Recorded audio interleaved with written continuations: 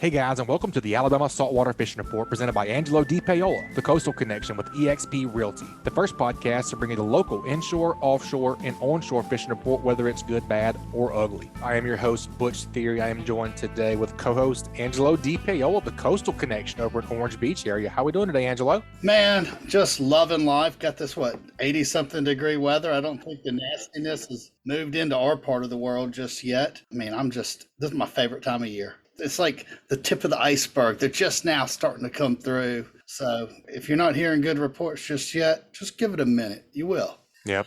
Yeah, the last couple of, I guess it's really just the last couple of weeks. It's just been kind of a weird transition. You know, we were super cold there for a little while, and then we got back up into the super hot temperatures. And last week we were just kind of saying that we just need some sort of stability, just give the fish a little bit of break from the crazy swings that we get here in this spring, quote, I'm using air quotes, spring or fall spring, whatever Alabama is giving us at this time. So I'll be curious to hear what the guys have been talking about or what they've been up to. I got to get out a little bit. Tanner and I did some sheepshead fishing on Sunday, and I got to get out with Captain Bobby. He's going to give us the inshore report yesterday, and it's still a grind, man, for those speckled trout. Sheepshead's just ridiculous. We had a really good day on that, but speckled trout's still tough. To me, the best time of year to sheepshead was the last 2 weeks of March and the first 2 weeks of April. So we're right in the heart of it right now. We are, and we'll talk about it a little bit with Tanner. He's our first guest today. Well, I'm sure we'll get into the sheepies a little bit, but man, the bay was super duper muddy. We went out about like 10 miles out in the Gulf, and I mean the tide line between the chocolate milk and that green water was stupid distinct right about Dixie Bar, and some redfish were starting to show up out there. I know Patrick Garmison got into them a couple of days, and I think Richard might have too, but like you say, I think things are hopefully just about to be sprunging. Oh yeah, no, getting a lot of redfish reports from this part of the world. They're just out on the front beach. It's that time of year. I tell you, we were out doing a photo shoot yesterday, and I mean, in a freaking canal here in Orange Beach, there's this giant school of mullet, and then a school of about 25 Jack Crevalle rolled through it. You hardly ever see that in a canal. It was freaking wild predation happening. It was awesome. Yeah, that's probably a pretty good indicator that it's getting warm and summer's approaching too. You start seeing those jacks. Yeah, I just was like thinking, usually the jacks and the Spanish mackerel show up at the same time. We're here at the end of March, beginning of April. Like, I guarantee you, if somebody went out onto one of these piers or was out on the front beach or in these short rigs in like that 30 foot of water and put some effort into it, they'd start catching Spanish. I have no doubt. Yeah. I think we saw a couple smaller schools of Spanish out there around those close rigs on Sunday. Cool. The only thing I've not heard anything of, and I've gotten off of like handling all my social media myself, so I'm not on it as much. I've not seen a single cobia caught. I mean, I talked to a guy yesterday that caught one bottom fishing in 200 foot of water. I don't count that. Right. Yeah, that's not a migratory fish, probably. I have heard a little bit. Last week, I forget who Joe had on his show over there in Northwest Florida, but he was talking about they're starting to show up a little bit. And he actually sent me a text this morning. He said, "What are you doing next weekend? Bring your boat over. The cobia are here." So I've been hearing a little bit. So maybe Chris Vecsey, he's going to be on the show with us today. Maybe he'll have his a finger on the pulse over there at Sam. So maybe we'll get an update on that. Cool. I've been like just so unplugged from fishing and like just neck deep in real estate. I'm going to be like a neophyte again today. That's a good thing, man. Well, speaking of real estate, man, what's been going on over there? What are you guys seeing? Any trends or any market trends that we need to know about? Dude, well, I'll say this, like I've not been following what the market's done in the past 30 days just because we've been like that kind of busy. But like for indication's sake, like the second half of last year, we closed $17 million worth of business in a 6-month span. And the first quarter of this year, we've closed over $17 million worth of business. And that was 9 million, a little over 9 million coming in this month. Like, and I'm just judging by like what we're seeing and people calling on our listings is that, and it's just a buying cycle. Our buyers used to be a 55 plus crowd. You're seeing a more of a Gen X kind of crowd, which is like a 35 to 55. And spring break, that's kind of what drives it right now. And we're going to continue to see an uptick, I would have guessed, through sometime through the end of June and probably a leveling off We'll see what interest rates do. And, when you're looking at second homes, boating properties, investment properties, interest rates don't affect it near as much as you would like a primary resident. But like, even if like you say you're in Mobile and you're wanting to buy your primary residence, or in your Spanish Fort, Pensacola, wherever, you're just like, hey, I'm trying to buy me. It used to be what used to be $180,000 home is now $350,000 home. You're like thinking, well, maybe the inventory is going to loosen up and we'll be able to buy something. Those people, what you're going to run into if you're in that situation is that interest rates are going to go up. We're going to see interest rates in the fives by the end of the year. And coming out of the recession, nobody was developing neighborhoods. So, if you go buy 80 acres and you're going to go do impact study and get all the permitting and run underground and roads and subdivide everything, that's a 2.5, 3 year process. And that's what we're running up against. That's what builders are running up against. So we're actually on a low inventory of lots. The average age of construction worker right now is 41 years of age. So we're low. We don't have good labor. We don't have a lot of inventory and just lots that are ready to build. And we're still going to be dealing with supply chain issues. Cost of building is not going to go down. It's going to go up. And that trend's going to continue. And the problem is so are interest rates. So we're just eventually going to price people out of the market. And I would say anybody that's listening to this, I doubt you're called in or listening to this to get this deep into real estate. And I'll try to cut it off here in a minute. But if you're looking and you've been on the fence, like, you need to go ahead and probably make a decision, because you may be renting for a while. And when we look at just, second homes and stuff on the coast, we just have so many buyers in the market right now. There's just lots of cash. I would think maybe next administration change, we'll have to deal with interest rates. So we could see a little hiccup in 25, 26, probably get cleared up in 27. Then we're going to go on a big run. The problem is, for anybody buying homes, you're dealing with millennials, Butch's generation. And it's not a problem unless you're trying to buy a house, because your generation, Butch, it's the largest generation of home buyers since the baby boomers. And that's coming off of a recession where there was no neighborhoods being built. So we're underdeveloped to provide housing for your generation. That's going to continue to be an issue, and that's what's going to drive prices. And I'll tell you what's going to happen when we outprice a lot of people. There's all this hedge fund backed money out of New York. Companies like Invitation Homes, American Homes for Rent. If you're watching 60 Minutes a couple weeks ago or last weekend, I forget whenever it was, like, they actually did a story on these kind of companies. They're building entire neighborhoods. They're going to be nothing but rentals. Well, like, what's going to happen is they're going to overbuild those. And then they have them on a 10-2 builder's warranty. In a decade, they'll be dropping them right around 2032. It's going to be a bloodbath, because we'll overbuilt for your generation. Guess what's coming in behind that? Generation Z, the smallest generation in 100 years. So we'll have lots of supply getting dumped on the market and a very small pool of buyers, and that will ripple through all the market. If I was going to buy, I'd buy now.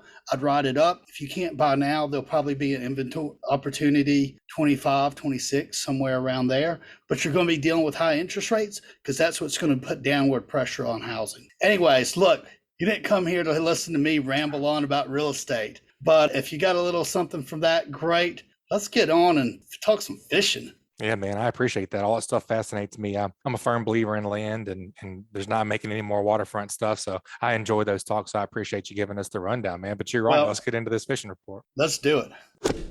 All right, guys, we have a great Alabama saltwater fishing report lined up this week. But first, let's see what's making the show possible. This week's Alabama saltwater fishing report is brought to you by Sportsman Marine. Sportsman Marine has an extensive tackle selection of anything that local anglers need for saltwater and freshwater fishing, as well as boating accessories. They have the largest selection of the slick lure in Mobile and Baldwin County. They have Atco, Pelagic, and Saltwater Fanatics apparel, along with other local brands. Go check out their Edgewater, Wellcraft, and Vexus lines of boats. They offer engine services with 5-star Yamaha and Mercury mechanics. Also, if you're looking for a street legal electric golf cart, go check out their Atric golf carts. Sportsman Marine on Highway 98, and they also have a downtown location next to Mr. Jean's Beans in Fairhope, Alabama. And also brought to you by Bahio Sunglasses. Want to catch more fish? Experience the clearest lenses on the planet with Bahio sunglasses. Because you'll see more, you'll catch more. It's as simple as that. Try on a pair at your local retailer or check out BahioSunglasses.com to witness the magic for yourself. Bahio is an independent, sustainable, carbon-neutral sunglass company based in New Smyrna Beach, Florida. Experience the clearest lenses on the planet with Bahio sunglasses. Try on a pair at your local retailer or check out BahioSunglasses.com to see for yourself. And also, Boaters List. Boaters List is your new reliable and fast resource designed to link everyone to everything on the water. If you own or run a boat, you know how difficult it can be to find the right company for the task at hand. Boaters List makes it easy to find the service that you are looking for. Locate anything from fuel docks to service repairs or rentals of large yachts, even down to paddle boards and all things in between. BoatersList.com will always strive to make it better on the water.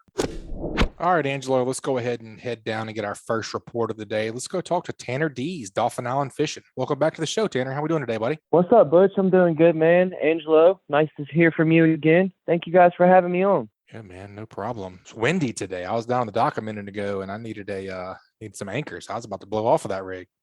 Dude, I believe it. It is truly blowing out there. Yep. I know you've been doing some land-based stuff, and you and I got to go out and chase some lamb noggins on Sunday. That was fun. Oh, yeah. So just kind of walk us through what you've been up to, man. Yeah, man. I did do a lot of land-based stuff recently. I've kind of just been on my feet or in a boat. Hadn't been doing much sitting down in the canoe or anything. So got out there on the land 3 or 4 times this week and really kind of struggled. Saw a lot of struggle and a lot of just lack of a bite when I was going.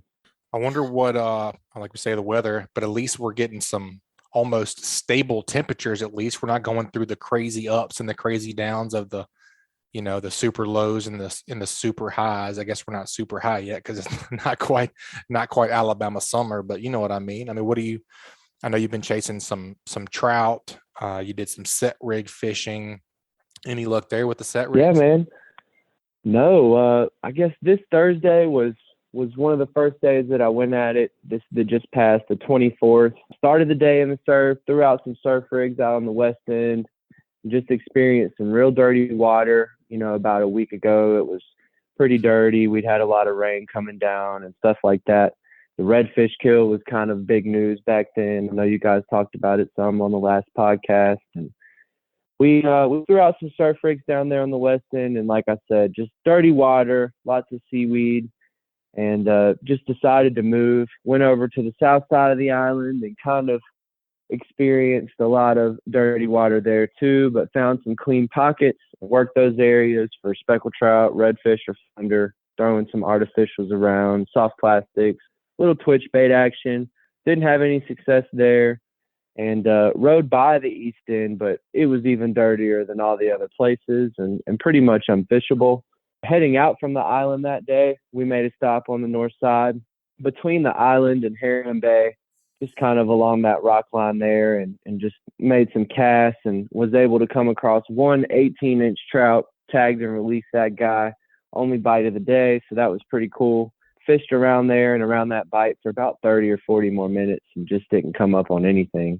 So I guess the dirty water and seaweed kind of attributed to no bites that day in the surf, and I really wasn't confident in any of the places that we went to. So the dirty water was kind of a big thing. Friday, I did go back down there and kind of dedicated myself to the speckled trout. I did a lot of wading. I found some clean water, got my waders out, and I must have waited for 3 or 4 hours. I can't tell you how many casts I made. And finally, I was just like, all right, it's time to go. I'm not going to catch a fish. Dude, what kind of shape are you in right now? I mean, I'm just winded listening to this story. Well, I'll tell you what, the past couple of days, I haven't done a thing but sit in this chair. So, yeah, I've been a little sore. There ain't no doubt about it. Had you patterned the fish off the bank this early in the year, or do you think we're just a little smidge early, or do you think it's the water, or both? I think it's a smidge early. I do think it's the dirty water. This time last year, I was catching a few more trout than I am right now, but it wasn't heavy, but it was a little more than I'm catching them now. I was able to get on some smaller fish and stuff like that. Right now, I'm just hardly able to target them at all. I mean, I am targeting them. I'm throwing, and I'm attempting to find different bottoms. You know, I'll go sand bottom or mud bottom or shell bottom, or find some rocks and where the rocks meet up with sand, and working areas, just different looking places and docks and jetties, and just trying to find them and see what they're doing. They're not in the surf. So I don't know. I don't think I've created a pattern for them just yet, but I do think that in the next, probably 2 to 4 weeks, it would be picking up pretty good. I would hope so. I do think the water has a lot to do with it. I think I said it in the intro a little bit. I was talking about us riding out on Sunday, and man, the chocolate milk to green tide line was just unreal. I mean, it was night and day. Oh, dude, it was crazy. I mean, when I go back to the dirty water that we had 24th, 25th, the water was terrible. I mean, Saturday, I fished that Saturday too, and finally found some decently clean water, and the bite was a lot better, but again, wasn't good in the surf. I mean, I wasn't even catching whiting, and that's almost something that I feel like is guaranteed, or a catfish, when you're going to put these rigs out in the surf. So yeah, I mean, when we went out there in the boat, it was filthy, and it was even worse before then. Yep, agreed. Well, let's talk about the sheep's head a little bit, man. You and I tried a little bit in the dirty water. We found one there. We thought it was going to be on like Donkey Kong, and then nothing. So I think that had a lot to do with that bite as well, don't you? I do, man. I think the dirty water makes it harder for them to see the bait. Maybe there's fish there. They're not seeing it. I don't know. Maybe they're just not there at all because it's dirty. Maybe it's not very salty unless you're really down low. But, I mean, we made at least 10 drifts right there after we got a bite, identical to the first drift. And they weren't stacked up or anything. Weren't there. So I think it was definitely why, because we found some, I wouldn't say beautiful water, but some cleaner water, greener water. And it was on like Donkey Kong, dude. It was crazy out there. Yeah, it was beautiful compared to what was in the bay. Right. Yep, some green water with a little clouds of mud, but sheep, man, they were stacked up on those rigs out there, and I mean, it was one after the other. So, look, y'all ended up going, I mean, like, I don't think I've ever, but you were saying you were like 10 miles out the mouth of the bay. Were you like south or like, because I mean, I've caught a lot of sheep set off of rigs, but I've never like been out that far to fish for them. I mean, my initial thought was that muddy water y'all were fishing in probably was low salinity, and they weren't about being in that. And if they were, like Tanner said, they probably were on the bottom, and those are hard fish to catch. How deep of water were y'all in? Yeah, so at that one rig that we stopped at that was really muddy, we caught the one right off the bat, which happened to be the biggest one of the day. I think that was about 15 or 16 foot, wasn't it, Tanner? Yes, sir. It was the biggest of the day, and you're right. It was right there at 16 or 15 feet. And then I want to say the rig that we pulled up to another one that was probably 5 miles south of Fort Morgan, and we had a tough time finding a place to park. It was a bunch of boats there, so we just went ahead and blasted on off to the next one. I think that one's about 8 or 10 miles south of Fort Morgan, and I think crabs made the biggest difference for us. I think that's what led to our success. Yeah, little marsh crabs or little fiddler crabs. There was a lot of other boats around us that were definitely throwing dead or live shrimp, and they were catching fish. I mean, it seemed like we pulled up and left, and they were still there. Yep, and that rig was in 51 foot, Angelo, to answer your question. Oh, cool. Yeah, and even I talked to Dylan Keene after that, and they went sheep herding that day as well, and he went even further than we did. So I think those. And really? Yeah, and he caught some bigger ones. That's interesting. It used to be there was nobody would go out and fish for those things. Maybe 2 other boats. It's just gotten so popular. I mean, they're tasty. It's like looking into a 7 to 10 pound brim when you get a big one. Ain't nothing better than some fried sheep's head in my mind. Oh man, we had a blast. What do you think, other than the crabs, Tanner? What do you think made the difference? Whenever I know there was a couple of different spots we were casting in, what did you kind of pick out that you were trying to accomplish with your cast that day? What do you think made the difference?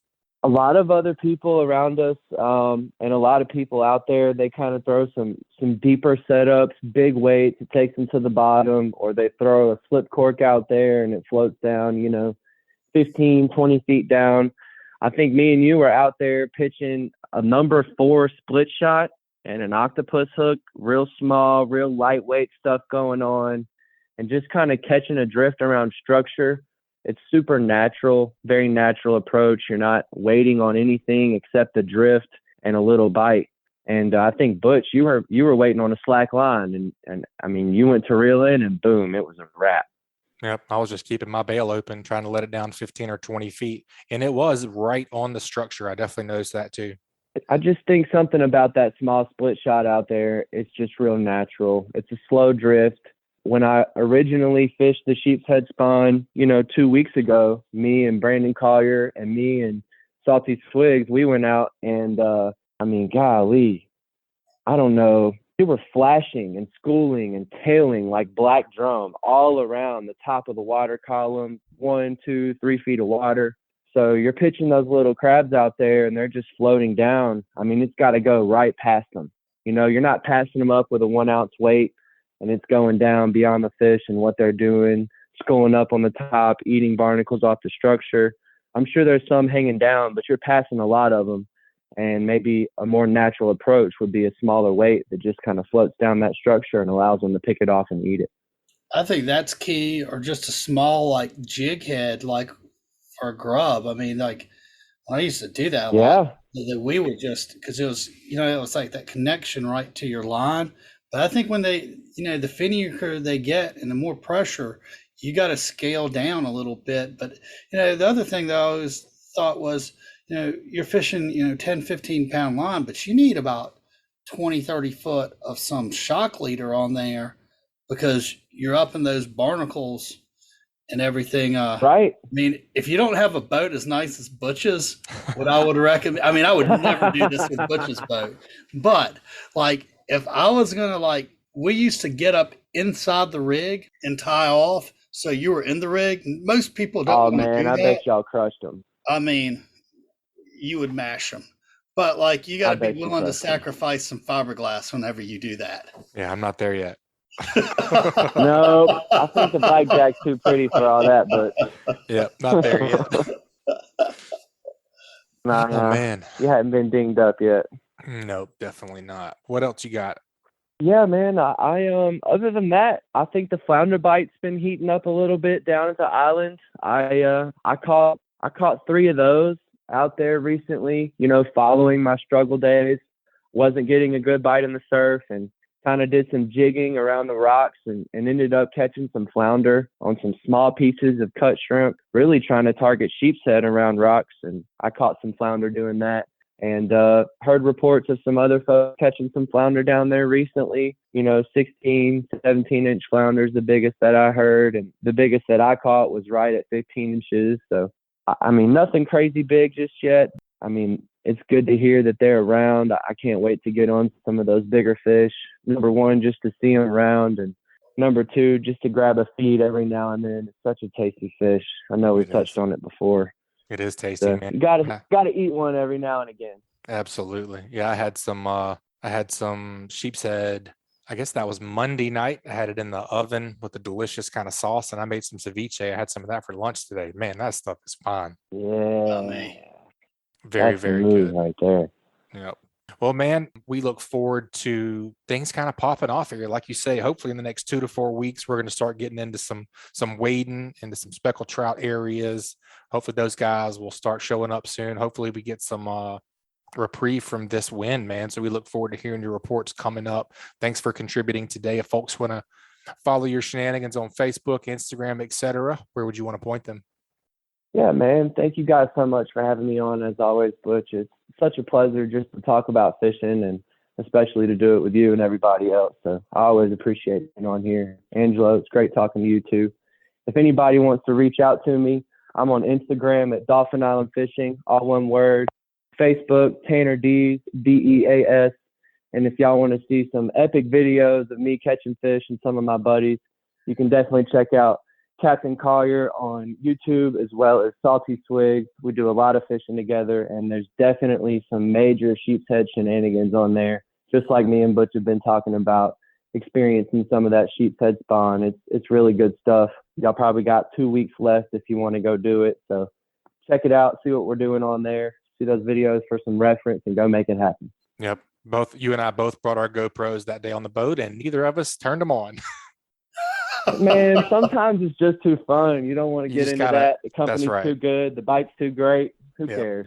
That's right, man. I wasn't that worried about it, but I just thought it was funny. At the end of the day, we were like, yep, we didn't even press record at all. Story of my It was life. too good of a time. It was, man.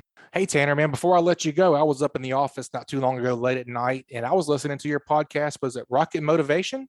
Yeah, man. Rocket Motivation by Rod Kate. I got that connection through you, man. Somebody heard my story on your podcast here, and they reached out to me. Rod Kate does a motivational podcast. He's been through a crazy injury himself, and I kind of got on there and told a little bit of my story and kind of how I got through it all and what I hope for the future, man. It was really cool. I enjoyed it as well. You guys go check that out. Thanks, Tanner. Yeah, man. Thank you guys so much. All right, guys, that was another great segment. Let's take a quick break and hear from a few of this week's sponsors. That segment was brought to you by Fishbites. For more than 20 years, anglers everywhere have come to know one thing that nothing says no to: fish bites. We are the Fish Bites Nation, and this is your invitation. So grab some fish bites and get busy casting, because you can't join the nation without doing the catching. Ask for Fish Bites or Fight Club Lures or visit fishbites.com. And also brought to you by Fishing Chaos, fishing tournaments near me 2022. The Fins Fishing Classic will be April 9th through May 1st, 2022. Ticket sales are online now at Fishing Chaos app and at fishingchaos.com. Ticket sales end April 30th, 2022 at 11:59 p.m. The inaugural Fins Fishing Classic, presented by Fins Apparel, the net proceeds will benefit United Way's across the 8-state region of this event. The goal of this tournament is to raise funds and awareness for United Way, as well as connect anglers on their local United Way chapter. The proceeds from this event will be divided proportionally based on how many anglers participate from each community. The categories are freshwater and saltwater. Make sure you check it out at fishingchaos.com or on the Fishing Chaos app to learn more. And also brought to you by National Land Realty. If you're in the market to sell your land, check out the fastest growing, most innovative land brokerage in the country. In 2019, we sold over 109,000 acres of land, totaling nearly $500 million. That's $1 billion in sales. With the largest online presence in the industry, the bottom line is when you market your land through National Land Realty, the right buyers will know your land is for sale. Contact your Emerald Coast National Land agent. That's me, Joe Baya, at jbaya@nationalland.com, or call me at 850-296-7098. All right, Angelo, let's head on down to the Mississippi Sound, Mobile Bay area. Let's talk to the Marshal of the Mississippi Sound, Captain Bobby Abruscato. What'd you say, Cap? Well, I'll tell you right now, that's the place to be for me, from what I'm hearing from you and some other guys about as far as like the Mobile Bay area, the bay itself being flooded. I think with what we got coming down, some of the rain that we got, coming, that's going to go through the state, that's probably going to continue to be the case, is to be down to the west and down in my area down there. So anyway, yeah, that's I think that's going to be the deal. And, water temperature is going to continue to come up a little bit. It's been bouncing around the low 60s and maybe mid 60s. And, that's about typical for about, for this time of year, late March, early April, kind of this spring, I don't know if you'd call it early spring or whatever, springtime fishing. We're right at the water temperatures that, that are normal for this time of year. So, all's good. And we always expect a flooded bay, the bay to be flooded this time of year. It's just, this is the wet time of the year. And actually compared to some previous springs, fairly recently, the levels really aren't that terribly high. Yeah, they've been, I've seen in the last 3 years, one time the highest I'd ever seen was 17 feet at Berry Steam Plant. And that's the highest reading I've ever seen. And that's the first time I've ever seen fresh water way down in the Sound, all the way to the Mississippi line. That's the first time in as many years as I've been fishing I've seen it. We're not anywhere near that right now. So that should all be holding up good. And it sounds like, just going by what the bait shops are getting, that they're still catching plenty of bait, which tells you that there's there's still a lot of salinity down deep in the bay where they're catching those shrimp. So it's not going to be long, the fresh water gets out of the bay, and that's going to free up that whole system down on the lower end. Yes, sir. In the intro, I was talking about fishing a little bit, fishing with you and kind of what we saw. And like you're talking about the water clarity and the Sound, it was pretty good everywhere. There was a couple of pockets that were not as good as others, but the water was pretty good in there. Yeah, it stayed good, and it's like I said, it stays good. And sometimes, like I was telling you when we left before daylight, you know, I was hoping for some cloud cover because sometimes some of that area can literally get too clear, and you know, that cloud cover really helps out with that. And as you saw, as that wind picked up as the day went on, that water, when you say stained for down in that area, it means that you can only see about 2 feet down, which to me is still pretty clear when you're fishing 4 feet of water, you know. So we went from having a lot of, you know, just air clear water to, you know, what I would call relatively stained water, which actually helps when the sun gets up, you know, when you got a little bit of stain to the water. And that was a combination of that wind that picked up and the tide started coming in just a little bit, and that got that water stained a little bit. You know, that kind of helps keep things going on into the day when you're fishing the shallow stuff that we were fishing. Speaking of shallow stuff, whenever we started the day, it was about, 3 foot lower than it should have been? It was. And that's the way it's been really all week, this entire week, because partly because we've had these, kind of a northerly component to the wind. And then also we're on the new moon, which is the low tide. If you keep up with the tide ranges, and this is the case throughout the year, the low tide, the new moon is the low tide moon. So that's where you get the extreme lows. So we had kind of a combination of three things. We had some high pressure, we had northerly components into the wind, and then you had that new moon tide range all hitting, you know, at the same time. And that just leads to extremely low water levels. I'm talking about levels that are, you know, way below normal, to the point to where yesterday was the first day that I didn't have to drive my boat off the trailer. Usually you have to, you know, you can just shoot it off the trailer with the rope tied to your truck or whatever, however you do it. But if it's so low that you actually have to back the boat down to where it starts to float and then drive it off, because you'll tear up your trolling motor or your boat if the water gets too low. And the ramp I use, or that I've been using down in the bayou, is a good ramp. But when it gets that low, even that one, you have to drive it off. And yesterday was the first day of the week that I didn't have to do it. I thought I was gonna, but I was right there, you know. But that'll just tell you how low that water was, you know. And then again, it's been like that all week. There's places that are exposed that I literally fish, you know, that were actually exposed mud flats. Yeah, it was dry land. Yeah.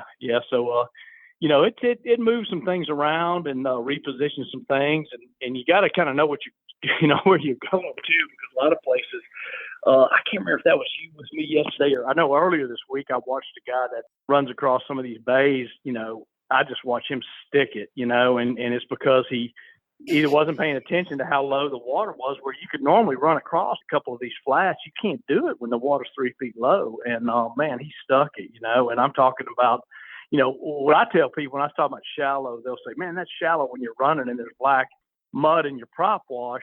And I say, yeah, that's shallow. But to me, real shallow is when the boat's laying at an angle on its side. That's shallow, you know. And he was at that moment. That's when you've gotten too shallow right there, when the boat's laying on its side. And that's where he was, you know. So that's the kind of stuff you got to kind of know about. Now, the positive to those low water events like that is you can learn a lot about the areas that you're fishing. You know, you can say, well, this bay looked just like a normal bay, but you start to see where these tips of these bars are, and you start going like, I was wondering why I always catch fish when I drift through that one little area. It looks like just, you know, kind of a nondescript little flat, but then you realize there's some bottom undulation there, and I go like, I always wonder why when I drifted past that one little area right there, it seemed like we'd catch some fish, and that's why. So you can learn a lot about the bottom, you know, when you get those kind of days. A lot of times you can learn where you can and can't go to, you know. That's a fact. So, yeah, we had Dr. Josh, our dentist, sponsor with us yesterday, and we made sure that he had his boots on so he could push us off if we got too low. I always ask him when I'm easing in there, are those waterproof shoes? Because I don't have them on. I'm gonna need somebody to push us off when I get us stuck in there. You know. That's right.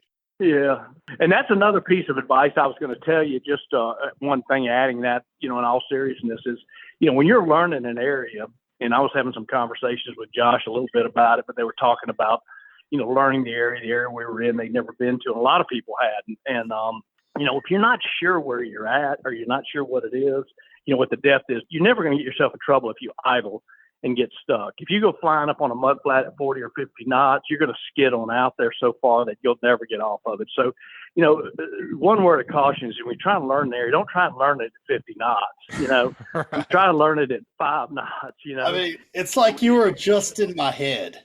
I was just thinking, man, I don't want to be the guy high and dry waiting 12 hours for a tide change So I don't usually bring that many snacks out with me. That's right. Or cold beer. That's exactly. And the other thing that happens too is when you're sitting on that mud flat this time of year, Butch can attest to this, and that wind quits blowing, you get eaten alive out there. So there's a whole bunch of bad things that happen in that marsh, if you get stuck out there. So I always get a kick out of people, not a kick, but I get a little bit of a laugh under my breath when I've had people say, yeah, man, my bottom machine doesn't read when I'm going 50 miles an hour and I'm going, or 40 or 30 or whatever it is. And I say, man, if you don't know how deep it is and you're going 30 or 40 miles an hour, you probably need to run aground a little bit, because if I don't know how deep it is, unless it's a marked channel, and I don't know how deep it is, I'm not running around at 40 miles an hour. I can tell you that. No, definitely not. Captain Bobby, a couple things that I picked up yesterday. Beautiful day. It was not that windy early in the morning, and there was a bunch of bird flocks whenever we were running out to our desired spot, and we were kind of trying to pick kind of good bird flocks from bad bird flocks.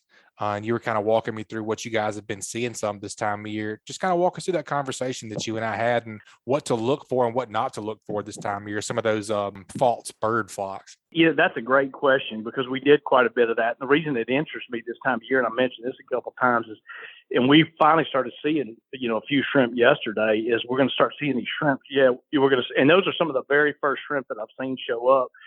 What'll happen is when you start getting and I'm going to use your term here, good bird flocks in, is they're going to be diving on shrimp that are being run to the surface by these trout, and the trout will be following these schools of shrimp around. And when you find one of those schools, it is an absolute bonanza. You can just literally wreck them because the fish, number one, are in a feeding frenzy, but number two, they generally hadn't been fished. So if you can catch some of these early bird schools that are on, that are over trout, it's unbelievable the action you can have on them. But here I'm using your term again, Butch. The bad bird schools are the ones that I was showing you guys yesterday. It looks just like a school of trout, under some birds. What happens, particularly when we get these real low events, is when porpoises are swimming through, they're stirring up the bottom. It's so shallow, and the birds pick up on that, and they'll hover over the porpoises and just pick off the shrimp or what little bit of shrimp there is, or crabs or anything else that are being stirred up by the porpoises. So that's what I call a bad bird school, because the last thing you want to do is go chasing down a bird school and find out it's a school of porpoises, So you got to kind of take a look at it, before you go flying over there, especially with gas where it's at right now. I was joking around with your crew yesterday that I keep those binoculars on my dash just for that reason. I said, man, those binoculars have paid for themselves many times over in gas so I don't go flying. I figure out what it is before I go flying over there, and so I keep a pair of fairly inexpensive binoculars on the dash and just keep an eye out for those things. And and that's what I call a bad bird school. You call it a bad bird school, but it's one that are hovering over those porpoises, and they do that quite a bit, and it looks just like it did. It was exciting a couple times. Shrimp. It is, and you got to take a look at it, because those just as easily can be what I was talking about a second ago, is the fact it's one of those really trip making bird schools, And on the subject of fishing, those we've probably talked about this on other shows. Is when you start to think about fishing one of those, if it does in fact turn out to be a school of trout, you want to make sure you approach that school from do what you have to do to go around the school, not through it, and try and approach it from upwind. So when you're casting, you're throwing downwind at the school, and you can get your baits into where the fish are when you're a long ways away from it, and get your poles down. If you're in shallow enough water, put your spot lock on and your anchor. If you got a spot lock on your trolling motor, or throw an anchor out if you have to. But a lot of times those birds will leave. They're not going to be around. They'll leave when you start fishing it, but the trout are still there. They don't move nearly as fast as the birds. So, even if it looks like the school's gone, if you get your some kind of anchoring device down, you can get set up on those schools and stay on them for a long time. Even if it looks like they've gone, the birds will be gone, but the trout are still there. So, and if you do that coming in from the reason it's important to do that coming in from the upwind side, well, you're a lot quieter to begin with. But the other thing is, you're making much longer casts, and that way you can hit that school and do all that stuff and get set up before you drift through the fish. So take your time when you see something like that, to just take a second and figure out what you need to do to get around that school if you're downwind from it, or even from the side, so you can position your drift to come in from the upwind side. You'll really be successful on those things, And that's any time. That's not just this time of year. That's any time of the year, that phenomenon happens a lot up in the Delta in the fall. And you see people make that mistake all the time. We all get so excited to get to those birds. And, even when they're in a frenzy like that, you run through them with an outboard or even a trolling motor that's on, 5 or 6 or 7 humming like that, it's going to shut those fish down. So, if you take your time to fish them right, you can really stay on them and turn it into a real whack fest, Yep, definitely. Same thing with slicks. We found some slicks that were indicating some where the fish were yesterday. Yeah. Yep. That's exactly right. Same concept with, so birds, just like fish slicks, like you were talking about, it's the same concept. That's a sign of some feeding fish. So if you can kind of figure out how to get set up on them and drift into them, maybe use your trolling motor to steer you a little bit, but not plow into them and drift up to them until you get bit and then get the boat stopped. You'll be a lot more successful on those things. Yeah, definitely. And there's definitely some fish around. Yesterday was a little bit slow. It was kind of what I call a pick and grind. You kept saying things about, well, I don't even know why I put the power poles down. Cause it was just, it wasn't just, you get one, put the power poles down and whack 10 or 15 like it usually is. It was a pick and grind, man.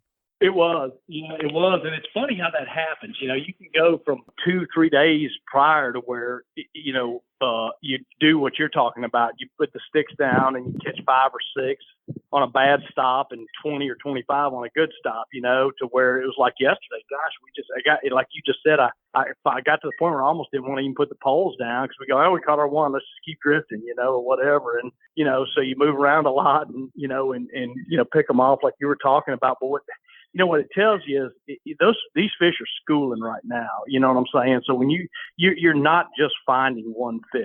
You're not just finding one fish. You're finding schools. It's just getting that school to fire off. Sometimes it's not as easy as it sounds, as it is at other times, And so, you do what we did. You bounce around and you peck away at it and, hopefully get lucky, maybe hit a little school or something like that. But sometimes it takes a lot more cast to catch your fish than it does or a lot more moving than it does, at other times. And that's just the way it goes, And if I could ever figure out what causes that, I'd love, I could charge a lot more for my trips. I can tell you that. That's a fact. Bobby, you mentioned, you guys were like kind of, you saw the bird schools and most of them didn't sound like they were worth a darn. But like, what were y'all looking for yesterday? Like, are you fishing drop-offs, like rocks? I'm just a trout neophyte, and like, all I know is, in not too far off future, I always hear about people catching tons of trout. So, what were y'all looking for yesterday, and what should people kind of be looking for down the road a couple weeks? Well, when they're in the early part of the spawn right now, and when they're spawning right now, the things they have to have, well, number one, are a certain level of salinity. We talked about that when we first got on the air. They have to have a certain level of salinity. You got to have salt, 15 parts per thousand to be specific. So you got to have salty water to begin with. But the other thing they do is they spawn over anything that their eggs can adhere to, which is oyster shell, rock, or grass. So those are the types of bottoms I'm looking for right now. And then to your point a little bit further is, you mentioned drop-offs, but any kind of feature on the bottom, in the form, I was talking about those bars and tips of bars and things like that, that always seems to help, because from your offshore fishing, I'm just going to throw out a number here. I don't even know if it's anywhere close to being accurate, but if you're in 300 feet of water and there's a 100-foot rise in it, where it goes from 300 to 200 or back to 300 like a hump, that's going to be a magic spot on an offshore spot, I would assume, or anything like that. Same concept. If you're fishing in 3 feet of water and the bottom comes up a foot to 2 feet and then back down like a hump, now you've got a 33% change in the bottom. So those are the exact same things I'm sure you look for in your offshore trips. Those humps and things like that, where you get, features in the water that changes the current of the speed and possibly even the direction of the current, that makes it an ambush point for fish, moves bait or anything like that. So it's the same concept you're looking for in offshore, just plugged into a much smaller water column. And those are the kind of things I look at. So that's the big 3 things: is not just a flat mud bottom or even a flat sand bottom. I want to have some kind of maybe bottom change, but certainly something that those fish will want to spawn over. And that's those, that's hard bottom or grass. And we fish we fished some shell a little bit yesterday, but it was mostly grass we were over. And that's what I was looking for. And that's what I'll continue to look for as these fish stay in this spawning mode. Now you get in the fall and even in the winter when they get out of this spawn, that's not nearly as important. Not to turn this into a fall or winter session, but that I don't even worry about hard bottom then because I'm not worried about them spawning. At that point, they're on ledges and in places where they can find, suitable water temperatures and salinity levels because I'm not worried about, but this time of year, it's going to be some kind of feature on the bottom like that they'll have a successful spawn over. And the other thing you mentioned the shrimp, but what do you think they're more queuing on this time? Is it shrimp or is it finfish or does it even matter? We saw a lot of mullet too, well, honestly. It's option 3 of what you just said. Anything they can eat right now, which is all the things you just said. If there's any shrimp around, they're certainly going to eat those. They're going to eat the big time. Like one of the things that stays around here, we call them glass minnows, bay anchovies. That's a year-round thing here in our system, and they feed a lot on that when there's not a lot of other things around. Finfish in the form of possibly croakers, but certainly mullet and pogies. They're feeding on right now, so they're real opportunistic feeders. They eat anything, but shrimp's their number one deal. I guess probably because it's easy for them to catch. They're plentiful when they're in. So that's their number one thing. But in the meantime, when they're not around, they're eating whatever's there for them.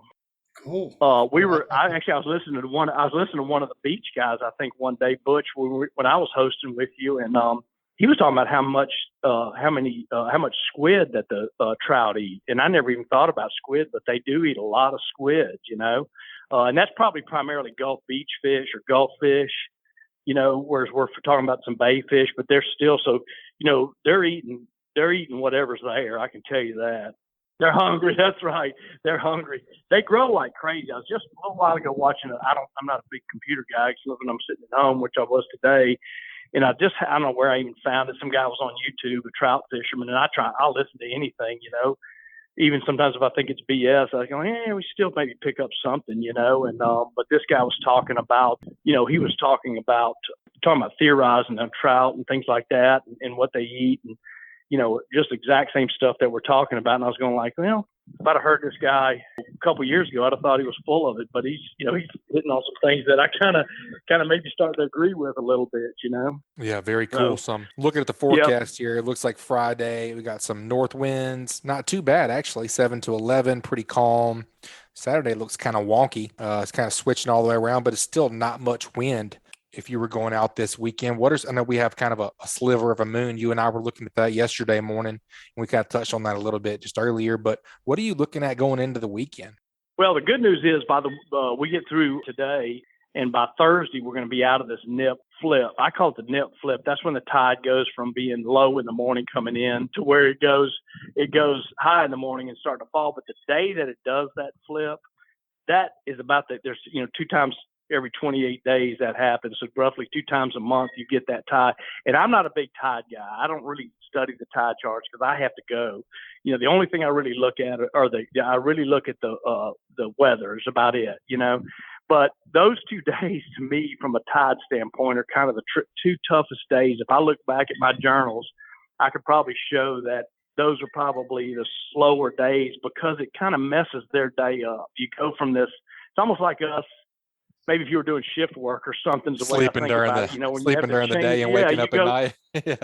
Yeah. And then all of a sudden now you're waking up during the day and it just seems to, I know, again, here we're talking about theorizing, but I know that it's one of those days that they just act funny. You know what I'm saying? They don't bite as good a lot of times. And, so getting to your question though, is we're going to be through that nip flip by the weekend, and we're finally going to get a couple of days where we're going to, have the same tide just increasing in strength as we go through the weekend, and that's going to be coupled with good weather. So, the sheephead thing sounds like the place to be right now. If you like doing that, man, there's just like you went out and wrecked them the other day, and I talked to one of my customers that doesn't even do it a lot, and he texted me a box full of sheephead, and I felt terribly sorry for him, because he hadn't cleaned them yet, but. He was all excited about them. And then ran into a buddy of mine at the grocery store a little while ago, and he was telling me about how they went out there and, again, you kind of reiterated it too. So, if you could get your hands on some bait, that sounds like the place to be. And the other good news is, like you and I talked about, one of the things I'm sure you guys have probably touched on already, the bull redfish that we lost, apparently it obviously wasn't all of them, because I know there's been a couple guys that we talked about that are still just catching them like we normally would this time of year. So Sunday and Monday, they caught them real good. Yeah, so that's been over a week since they started dying, so a week and a half now. So, so that deal's going on, and this is the prime time for that. That's, to me, is springtime for that, when you can get out there in the mouth of the bay and get on those things, man. That's a great way to, to really put and let me caution you one thing on this too, because this happened to a customer of mine. He got away with it. He's lucky, but if you're going out there and sheephead fishing, and I don't know, if you need to go outside 9 miles, but if you're in federal waters and you're in possession of a redfish, it doesn't matter where you caught it. So if you're gonna keep redfish, keep them on the way in. Don't catch them and then go out there sheephead fishing or snapper fishing, or I don't know what else is open. I don't think triggerfish or any of that stuff is open. If you're going to catch it, so if you're going to go do your offshore fishing in federal waters, you can't have redfish on the boat. They don't care where you caught it. So be careful if you're going to do that kind of fishing. And it is a real no-no. They frown very badly on that. Yeah, check Angelo's bilge. I mean, look, I was just thinking, A, sending Bobby a picture of a bunch of sheep's heads about sending him a picture of you and a fat girl. And B, that was some good, I know that about the redfish, but hell, I would have forgotten that while I was offshore. Definitely. Yep, agreed. Yeah, keep it in mind. Yeah, that's a good thing. We didn't catch any redfish that day, but that's a great point. Because you catch them sheephead fishing.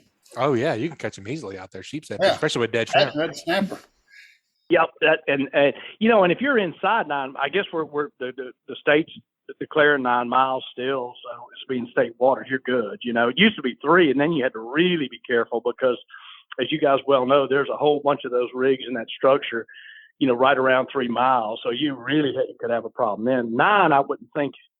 I guess you're probably still catching sheephead that far out, but I think we were right there. I think we were right 7-9 miles south of Morgan on Sunday. So yeah. Yeah. So, that's just kind of something to keep in mind. Yep. Yeah, that's exactly right. Absolutely, man. Well, that's a great report, Captain Bob. We always appreciate it. If folks want to get up with you and book a trip, what's the best way to get up with you guys? It's ateamfishing.com. And I'm glad you asked me that, because I wanted to mention we just finished updating our contact form, or the way you reach us. And I did it myself a minute ago, both on earlier today. I did it. So I'm going to tell you, that's how easy it is. I actually did it. I went ahead and did it just to check it, and both on my computer and, believe it or not, on my phone. And it was way easier. I thought it was real easy before, but it's real easy now, man. You push one button and it dials, so you don't have to go through several steps to get in touch with us now. So the website is ateamfishing.com, all one word, just like the old Mr. T show, ateamfishing.com. And then if you want to reach us, just go to now he's got a contact us tab on there now, which is real easy. And it goes right there. You go straight to our email or our phone. You can do it either way. I love it. Fancy. I didn't know you knew how to turn on that computer. That's right. Well, Miss Kim has to come turn it on for me and turn it off. That's all I'm allowed to do is check the weather on it. And yeah, she just get away from the computer. That's right. Yeah. So we're all good to go. But yeah, check us out there. That's awesome, buddy. We look forward to hearing from the next report, man. Be safe out there. Thanks for the report. All right, Butch, Angelo, y'all have a good day. Thanks for having me on. All right, Cap. Keep whacking them. Thank you, Bobby. Well, that was another awesome report, and it was brought to you by Dixie Supply and Baker Metalworks are proud to be your metal roofing headquarters for over 40 years. Save time and money by buying from the most reliable manufacturer on the Gulf Coast. Buy it today, pick it up today. They offer 20 Sherwin-Williams colors to choose from and have a 40-year warranty. Baker Metal and Dixie Supply, 2 names, same great service. With the addition of their new store in Cantonment, Florida, they now have 8 locations to serve you. Dixie Supply and Baker Metalworks, your metal roofing headquarters. And also brought to you by Test Calibration.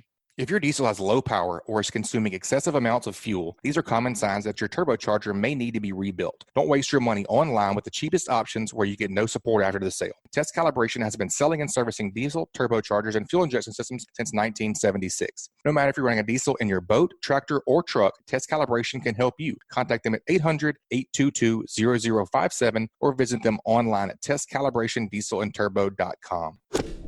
All right, Angelo, let's head on down and get our last report of the day, but certainly not the least. Let's see what Chris Vecsey is up to over at Sam's Bait and Tackle. What'd you say, Chris? Welcome back to the show, man.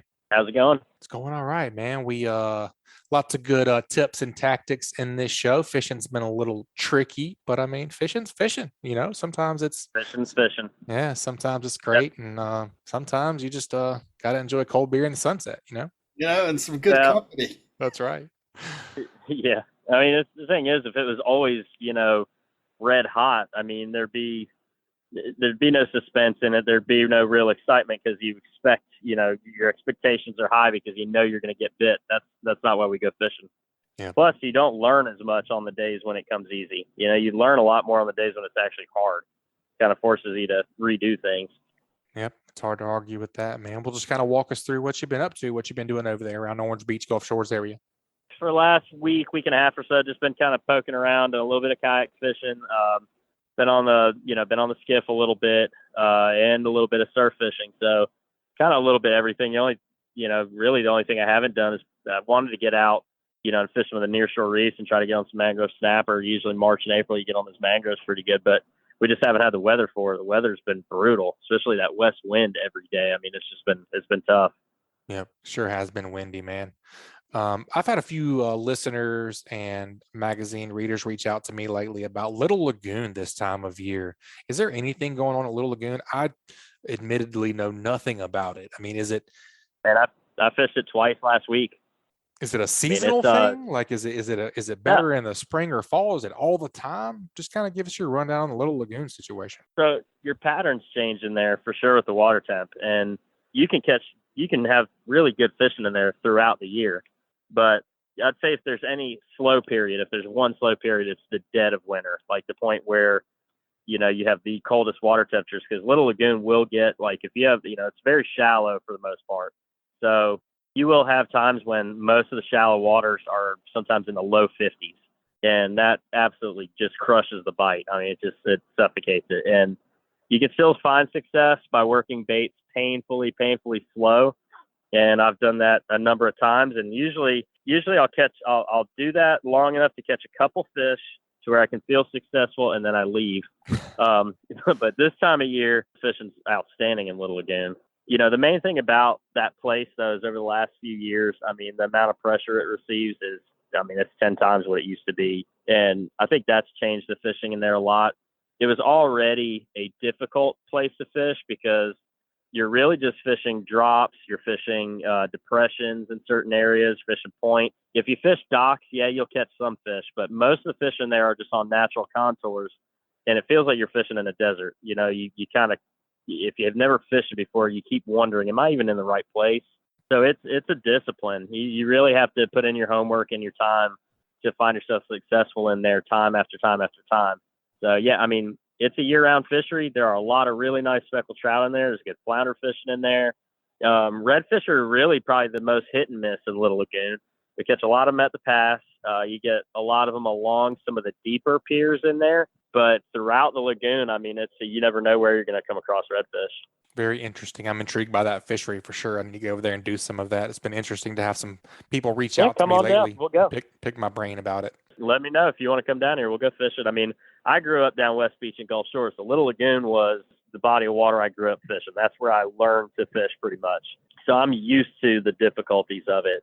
But I can definitely see where if you're an angler coming from outside areas and you're used to fishing, say, Mobile Bay or Big Lagoon over in Perdido Key or, pretty much anywhere else, you're going to get in there and you're going to wonder, you're going to start applying what you normally do, and you're going to wonder why you're not having success. And it's because it's just a weird body of water to fish. And that's all there is to it. I mean, I used to just troll grubs and drink beer and would catch them.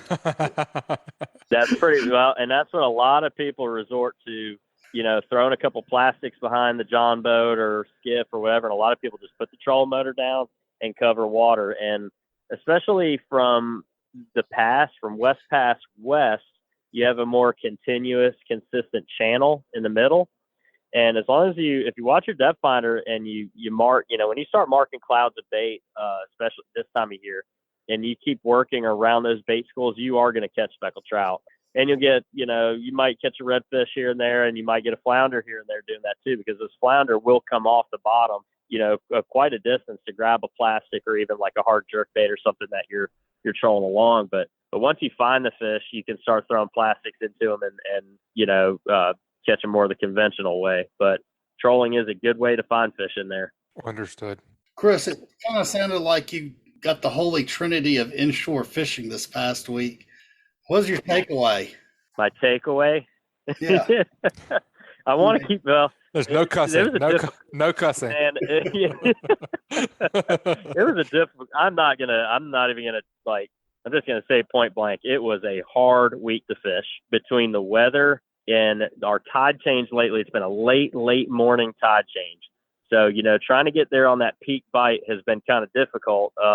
And it's just that, it's either super, super early morning, late afternoon. Middle of the day has been, if you put the time in, you can find a few fish, but like the trout bite over here in Orange Beach anyway was pretty difficult. Now, I did well Sunday, fishing some of the creeks off of the Intercoastal Waterway. I actually got into some decent trout fishing on Sunday. No redfish, which is what I was actually really looking for, but I'm not going to complain. I found some really nice trout. I pretty much was just using a fly rod too, so that's always fun. But, the fishing Sunday was good. Monday was one of the hardest days of inshore fishing I've had in quite a while. I really wanted to get on some of the flats in Orange Beach and Perdido Key, try to find some reds and trout in the potholes. I literally did not see a single fish on the grass flats. Now, the 15 plus knot west wind didn't help, but the water was still clear enough. I should have seen fish if they were there. I did not see any fish on the flat. So I don't know if a lot of them retreated midday to, deeper water. We also had a really long slack tide on Monday, which only complicated that. It didn't start really dumping in until later in the afternoon. But, was able to, fish around the pass, was able to catch some pompano, got, one really nice mangrove snapper, but it was a really difficult day. I tried fishing about 15 different locations, and nothing I did was panning out. It was just one of those grinds, and that's all there is to it. So yeah, Chris, Captain Bobby was talking about the tide thing too, and he kind of coined the term the nip flip. We got the new moon that's kind of progressing a little bit, and he called it the nip flip. So yeah, the tides have been kind of weird. Yeah, it's really hard to everybody has, if you fish long enough, every season, exactly what time, what bite you want to get onto at what point of the day. And the last few days you haven't been able to do it. So even when you get on a hot bite, like there was a really good pompano bite and sheepshead bite here in Orange Beach, but it was for a very, very short window, super, super early in the morning. And it turned off like a light switch once you got later into the morning. So, the windows, I know once the tides get back in order, we're going to be fine. But we're in that spring transition. The waters are finally getting where they really should be for the year. The pompano have been delayed. We haven't had as big of a push of pompano as we normally do by the end of March. The sheepshead even seemed like they went on their spawn just a hair later this year. So everything's a little behind, just a little squirrely, but we're getting there. Yeah, that's right. As long as we get there eventually, I guess it's all going to work out, huh? Yep. Chris, I was telling Butch earlier that I was in one of these. Actually, I guess you wouldn't know. You would call it like Bucks Bayou over there by Tacky Jacks. There was just a massive school of Jack Raval in there, and I'm just curious, are you hearing anything on the cobia/ling front? There's been a few fish caught just to the east of here. Now, I don't know if any have been pulled through our pass yet. My buddy Miles Howell with Traditions Charters, they got a nice one this last week. I told him it was fake and it was an old picture, and he needs to stop trying to pass that off as recent. But no, they did get a nice one this week, and a couple boats over to the east did. But to my knowledge, and you can't assume you've heard every report, but to my knowledge, I don't think a cobia has come through Perdido Pass yet, or at least not one that was caught on the beach. I know they're, you hit them through the winter offshore when you're bottom fishing, sometimes in 10 or 50 feet of water, but I don't think any migrators have come through here yet. Yeah, that's what we were talking about earlier too. We've seen some offshore stuff come in as well. Blake Michaelewski had one they caught bottom fishing the other day, but I don't count that fish. The wind's been blowing so much that like I just got to think that that's affecting the fishing off the front beach. I mean, it just doesn't seem very palatable. Oh, absolutely. Well, and on top of that, think of the wind we normally get in the springtime. It's usually hard out of the east or southeast. And for the last few days, we have had a extremely hard due west wind. Yeah. I mean, it's almost exact opposite of what we should be experiencing. It's drawing a lot of dirty water from the west, down the beaches, moving east. And I think that's had a lot to do. I think you're 100% on that because you're pulling a lot of lower salinity water, from Mobile Bay, Mississippi Sound, and all that. You're drawn along the beachfront here. That's definitely changed stuff. Yep, I definitely agree, man. I know you like to keep your finger on the pulse over there at Sam's Bait and Tackle. What's going on offshore? Have you heard anything other than, a couple of ling coming in, any tuna or anything like that? Yeah, I mean, there was a lot of school tunas at mostly the rigs in the ghetto, as, we all affectionately call it, Ram Powell, Beer Can, Marlin. Not real big fish, a lot of like 30 to 60 pounders, which to me is perfect.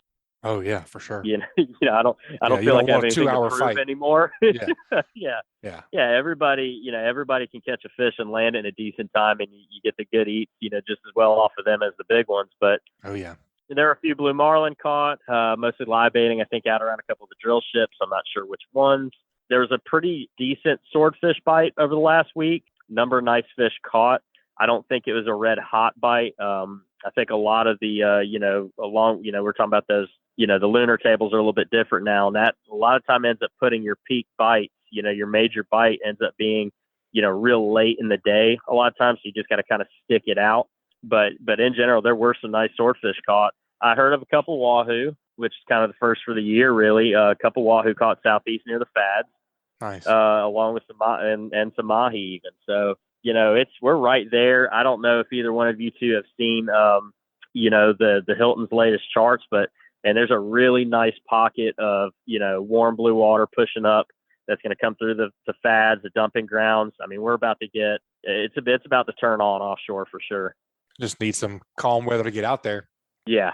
I'm going to switch gears a second. So we're sitting here talking offshore, and Bill Staff and Johnny Green, they've just been, they're coming in with a bunch of nice tunas. And like what Chris said, a lot of 30 to 50 kind of pound nondescript fish, but they're also having some pretty nice, they're usually having 1 to 3 nice kicker fish in that 100+ pound range.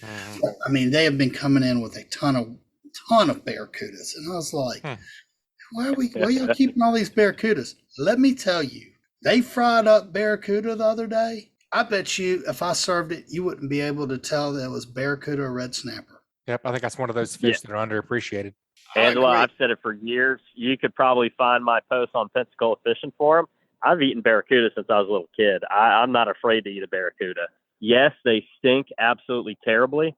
Unless they're slime. But the meat on them is absolutely gorgeous. Super white and flaky. I don't suggest keeping real big ones because even though the Northern Gulf's not really a well-known spot for ciguatera poisoning, it is a possibility. But you get out there around the rigs and you catch some of those ones, just some of those kind of more modest-sized ones. I don't bat an eye at keeping and eating a barracuda. I've eaten them God knows how many times. If you ask a lot of people, about barracuda, those things are nasty. Well, have you ever eaten one?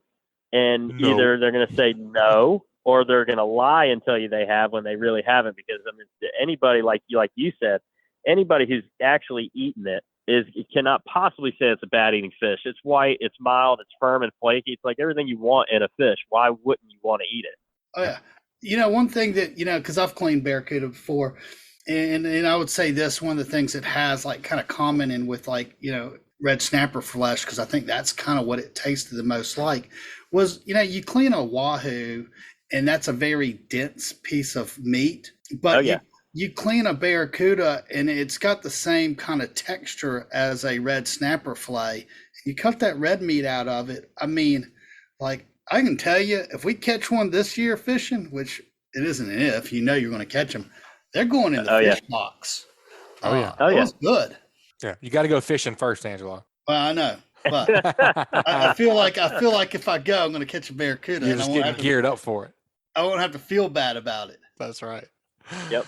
I like No, it, man. absolutely. There's a lot of fish that are underappreciated offshore for sure. And, barracuda is never what you want to catch, but, when you catch one of those things that's about 3 feet long or so, like I say, the chances of getting sick with terror poison from that fish are extremely low. I'm gonna bleed that sucker out, and he's going in the box. Yeah, Well, but I agree with you on the smaller ones for sure. Well, especially on the east side of the river, I probably wouldn't eat one I caught near the flower gardens. Right. That might be a bit of a roll of the dice. But on this side of the river, pretty clean. Yeah. Pretty clean. Yeah, it's pretty clean. I agree with you, man. Chris, that's a great report, man. We always like hearing from you. If folks want to come over to Sam's and pick your brain, give us the address and the phone number. What's the best way to get in contact with you? Well, you can call us here at the store at 251-981-4245, or, please come on by. We're open 7 days a week, 5 a.m. to 9 p.m. That's at 27122 Canal Road. Pretty much just go right past Doc Seafood, a mile on the left. Awesome, buddy. Pump Stomp, we didn't really touch on that too much. I know it's kind of getting geared up. Make sure folks know where to get signed up for that, and kind of give us some details. Can you sign up in the middle, or is it over with as far as registration goes? Yeah, absolutely. You can sign up. You can sign up to pretty much the last 2 days. Gotcha. So we have guys that, you got guys that are going to come down the third week of April, second week of April, last, 3 days at the end of the month. So there's guys that will sign up continuously through the tournament because they're not even here yet. So, yeah, it's a 5-week tournament. If you're coming down for vacation for a couple of days, you might as well get signed up if you're going to be fishing. Absolutely. It's $25. You get a really cool, long sleeve performance shirt with it. We do weekly drawings for prizes. We've got a lot of other great prizes. We've got this thing for the next at least a week anyway until they get enough fish. But we're going to be doing a collection Tuesday through Thursdays on live pompano for the hatchery. And those fish will not only can you can still weigh in a fish. It's just you have to donate the fish to them as a live one, but you'll get a raffle ticket for each pompano that you turn into them. And it could be any size pompano. It could be 8 inches or 18 inches, doesn't matter. But we've got the store, CCA, we've put together some really cool prizes for that as well. The hatchery needs about 75 fish. So because of the weather, we've had to cancel and, we've had to delay this week. But next Tuesday, Wednesday, and Thursday mornings from 7 a.m. to noon, you'll have one of the trucks will be at Mobile Street, and one of the trucks will be at the gravel parking lot on the east side of Perdido Pass. You have to fish those 2 locations if you want to participate in the collection. But I'm telling you, it's going to be worth it. Like I said, we got one, you're contributing to, the restocking of our pompano, which as it is should be enough motivation for it. For sure. But also, we've got some really killer prizes. So. Very cool, man. Yeah, I'm glad we touched on that. Kind of forgot about the Pump Stomp. You guys get registered. Go down and see Chris. Thanks for taking care of our listeners, man. It's almost summertime. You guys go down and get your surf fishing set up or your offshore set up or whatever you need from Sam's. Thanks for contributing, Chris. We always look forward to hearing from you next time, buddy. Yes, sir. Thanks for having me. All right, folks, that wraps up another great segment. Y'all take a quick minute to check out a few more of this week's great sponsors. That segment was brought to you by MB Ranch King. MB Ranch King hunting blinds and feeders are built to last, right here in the USA. With durability and convenience in mind, MB Ranch King's maintenance-free blinds are constructed with high-grade steel and come in a variety of sizes to meet any hunter's needs. They offer high-quality, easy-to-use corn and protein feeders that can be filled with both feet on the ground. Call Kevin today for more info or a quote at 205-807-2937. MB Ranch King, built in the pursuit of perfection. And also brought to you by Bucks Island. They have new pontoon boats, bass boats, bow riders, and aluminum boats for sale. They provide boat service on all kinds of boats, even if they weren't purchased from Bucks. Visit them at 4500 Highway 77 in Southside, Alabama, or give them a call at 256-442-2588. All right, Angelo, before we get out of here today, we got to do What Did You Learn, man? There's a lot of good stuff. Fishing's tough right now, but there's still plenty of stuff to catch, which is a beauty of the Gulf Coast, man. That's one thing that we have here is pretty much always something to catch, even whenever, your desired species isn't absolutely on fire. Oh, yeah. I think we learned today, one of the things is this past week, man, better off roasting marshmallows and drinking Miller Lite. That's right. Doing some honeydews. Yeah. We've also further confirmed Captain Bobby's disdain for sheep's head. That's right. That's right. He sees little value in them, mainly because of the effort put towards cleaning them. He just don't like cleaning them. That's right. Captain Chris Vecsey, a.k.a. Captain Sunshine, he's much happier when he's catching fish than not. Yep. And I mean, Tanner, that dude's just full of gratitude. Yeah. But Yep. like, okay, I know we had some real stuff that we learned too.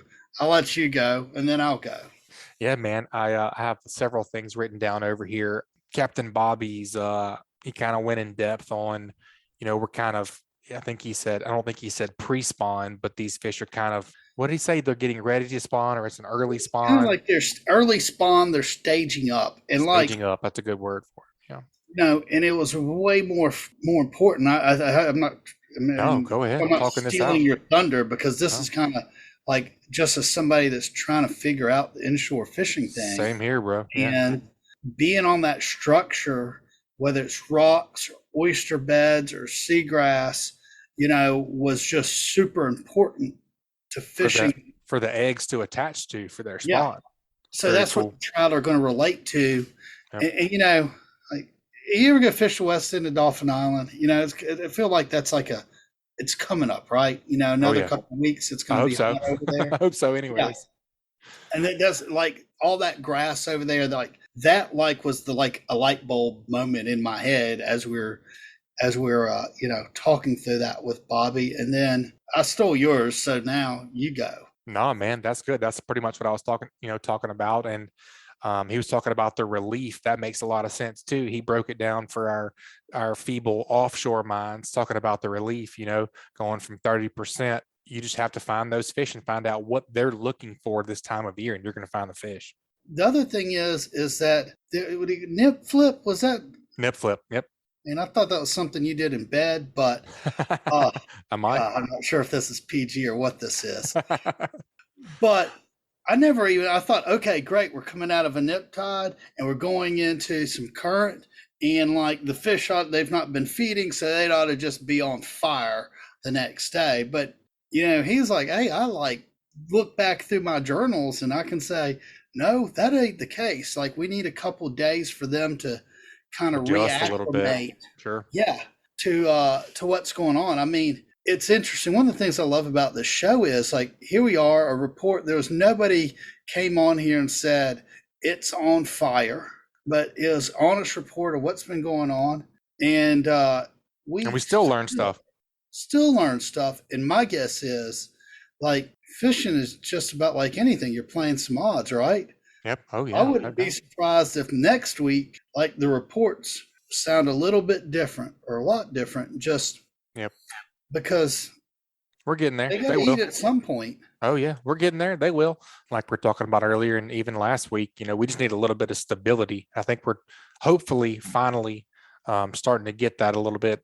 Whenever this moon straightens out, we started getting some tide stability, get over the nip flip. I think things are going to start evening out here pretty soon, and things are going to start looking up.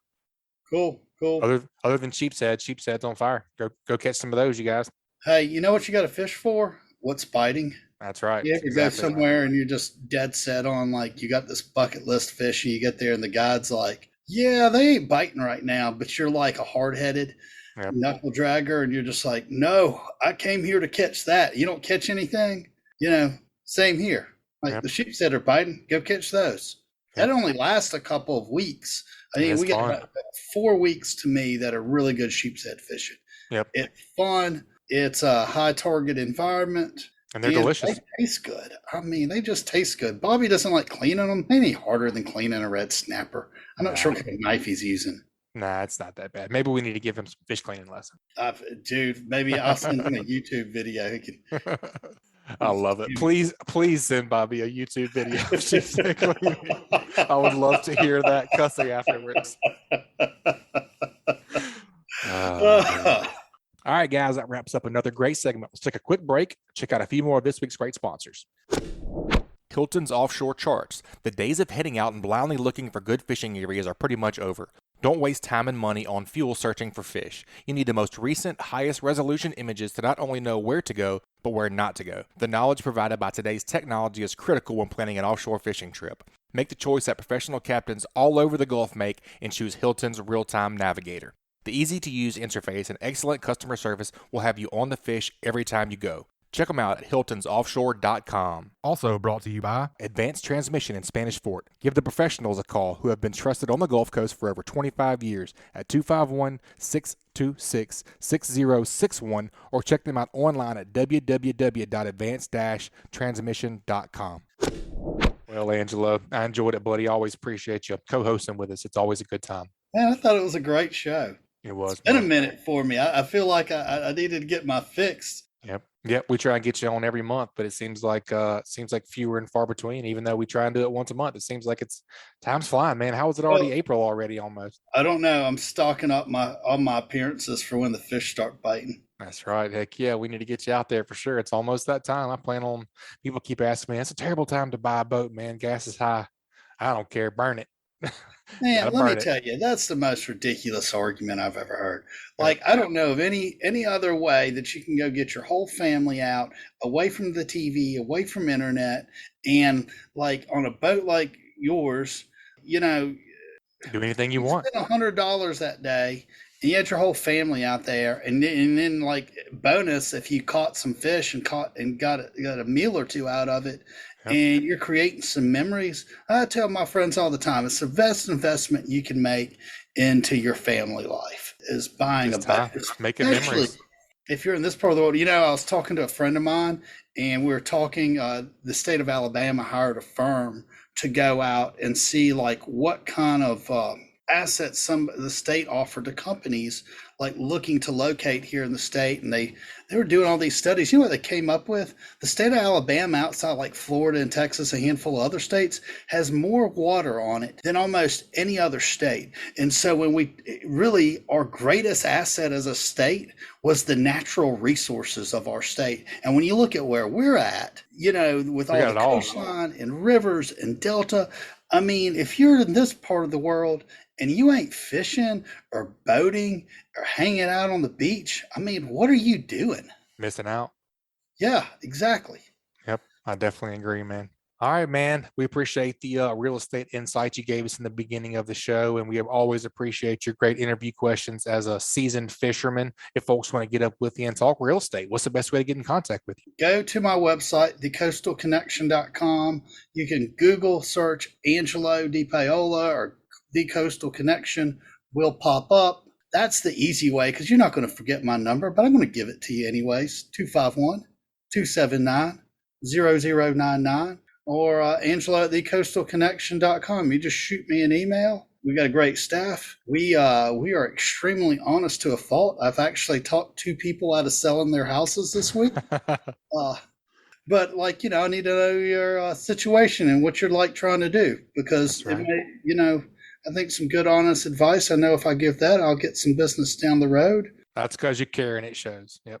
I appreciate it. And I know we're going to go. I love the show. You guys know how I feel about it. Really appreciate the audience and appreciate you and Joe having me on. Absolutely, man. We appreciate you being a sponsor of Great Days Outdoors and all the fishing reports, man. We look forward to hearing from you next time. All right. Catch you next time. All right, folks. That's going to wrap it up this week. You guys, please subscribe, rate, and review wherever you listen to podcasts. If you'd like us to email you the podcast each week, just text the word fishing to 314-665-1767. Again, just text the word fishing to 314-665-1767. Subscribe to our email list, and we'll send you the new show each week. You guys keep whacking them. We'll talk to y'all next week. This week's Alabama Saltwater Fishing Report has been brought to you by the Alabama Marine Resources Division. The Alabama Marine Resources Division reminds all recreational anglers that gray triggerfish, greater amberjack, or red snapper must be reported through Snapper Check prior to landing the fish in Alabama. For more information about Snapper Check, please visit outdooralabama.com. And also brought to you by L&amp Marine. L&amp Marine has something for everyone from small hunting boats, pontoons, as well as bigger bay hybrid boats for the hardcore angler. Go visit them at 34600 Highway 59 in Stapleton, Alabama, or call 251-937-1380. This week's Alabama Saltwater Fishing Report brought to you by me, Angelo DePaola, The Coastal Connection. Find us online at thecoastalconnection.com. And also brought to you by Admiral Shellfish. Admiral oysters are available at select restaurants. They can also be purchased by the public at Bon Secours Fisheries, Inc. and Ahi Seafood in Fairhope, Alabama. Call for availability. From a simple, nutrient-dense appetizer at home or a shucking party with friends, Admiral Oysters will steal the show. Follow their adventures on Instagram at Admiral Shellfish Co. And also by Richardoni Family Dentistry. You're going to need a good dentist, so you may as well make an appointment with fellow angler Josh Richardoni. Call today to book an appointment at 251-342-6672. This Alabama Saltwater Fishing Report is brought to you by CCA Alabama. Catch a tagged redfish this summer and win a 2022 Nautic Star 215 bay boat with a Yamaha 150 horsepower motor and aluminum trailer package worth over $65,000 in the inaugural CCA Alabama Star Tournament. Sign up now at joincca.org/star tournament. And also brought to you by Foster Contracting, the fortified roofing professionals at Fortified Roofing Pros. With them, you're making the smart choice. Check them out at fortifiedroofingpros.com or call them at 251-447-2978. Also brought to you by United Bank. United Bank supports our farmers with financial products and services designed specifically for agribusiness. United Bank is building stronger communities every day. All loans subject to credit approval. Equal housing opportunity lender, member FDIC. And also brought to you by KillerDock. KillerDock uses marine-grade aluminum to make fabulous fish cleaning tables and stunning canopies that will keep us out of the sun. KillerDock combines durability, function, and design to uniquely upgrade your entire dock experience. Visit killerdock.com to see more. And also brought to you by Photonis Defense. Photonis Defense PD Pro Ultralight Ultra Compact Night Vision Systems. Simply the best in class night vision systems ever built. Contact them at photonisdefense.com to learn more. Photonis Defense, Masters of Darkness.